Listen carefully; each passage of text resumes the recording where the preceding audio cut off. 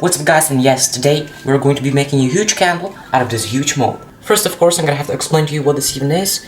This is just a cardboard tube that I split in half by using a saw. Then I put it back together using some rubber bands, as you can see over here. Then one specialty that I made over here is this clay base, which has a hole in it for one reason.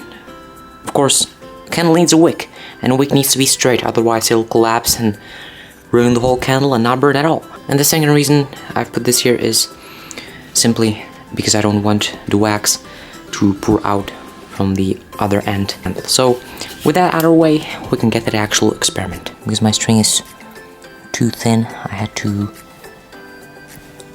get two pieces of it, connect them together, and I'll show you what I'll do. I'll roll this up and tighten it up, and in this form I will somehow put it in the molten wax and pull it out, and it should hold its shape. Hopefully when I put it in the molten wax it will hold its shape after I remove it and let it soak. Now I'll just hold it like this and let it harden. Let's give it one more soak. Like magic, our string has turned and solidified into a hard piece which we can use in our candle.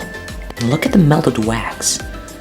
Would you guess this is molten wax? It looks totally like water. Step, I hope that this will work.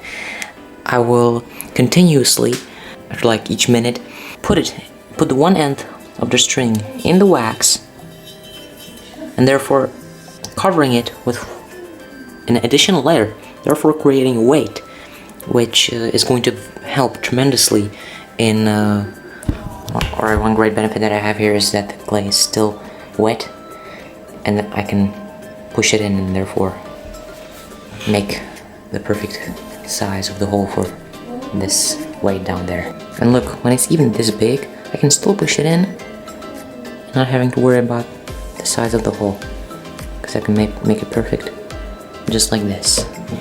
This is how your wick should look like. It should be nice and straight, hard, and with some kind of weight at the end. What we'll be doing in the next step is basically putting the fuse in, or the wick in, I'm sorry, into our cylinder, plugging it off here, holding it in place and making sure that it stays straight, and simply pour the wax in, wait for it to cure, remove these rubber bands, and pop out our finished candle.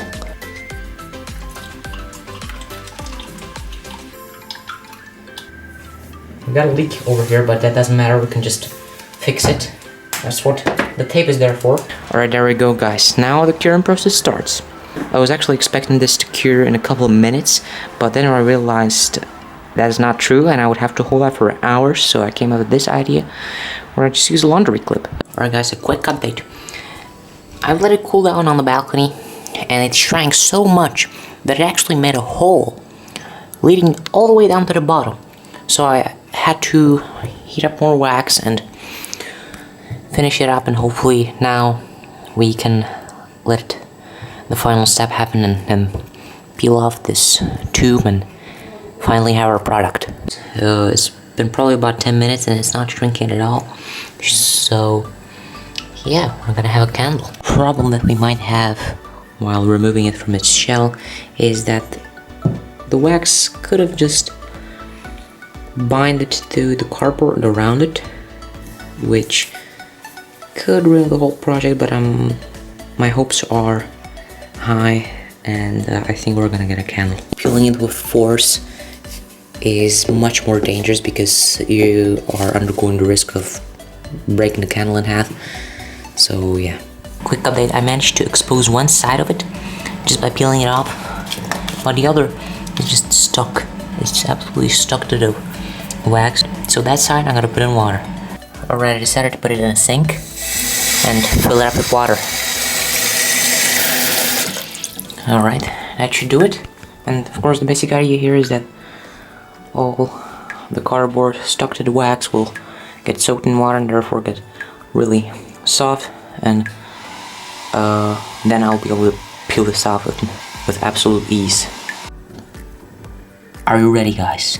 I'm finally finished. And there it is. My biggest candle so far. After like 20 minutes of me soaking it in the water, the cardboard was soft enough for me to be able to peel it off with ease, and there we go. And now the only thing remaining is to light it.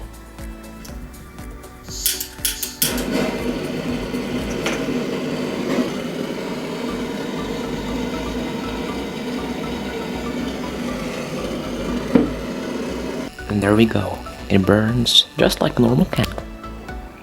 What else would you expect from it? So yeah, successful project. Fun fact is that right here in this place, I tested my mini candles like 4 or 3 years ago when I was making them. And the final thing we have to test is the burning test. Yep, as you can see, it burns like a normal candle. And now, of course, the aftermath test. This is probably 7 to 8 hours of burning time, and as you can see, it has reduced in size a lot. Let me turn on the light here so you can see it a little more. And there you go. It has reduced and shrank a lot. Now, one problem with these tall candles without any form of glass or metal around them is that they produce a lot of mess. They like to drip. That's just the thing with these candles. They like to drip, you know, and of course that reduces their burning time. This probably has reduced to half of its size, so that means I guess around 20 to 24 hours of burning time. So there you go. That's the review of my candle. Actually, the wick is very well made. If it would just focus a little more, as you can see, it's always in the middle. It was very straight, so I guess the most important thing and the hardest thing about making these tall candles is keeping the wick straight, keeping it very, very tight so it stays in the middle, because if it doesn't, it just will ruin the whole candle and will not burn, and all of your wax will melt and burn and drip down in one place, and it will just collapse and form the candle in a shape that you don't want the candle to look like. And so there you go. This is my tutorial on how to make a candle. Goodbye, and see you in the next one.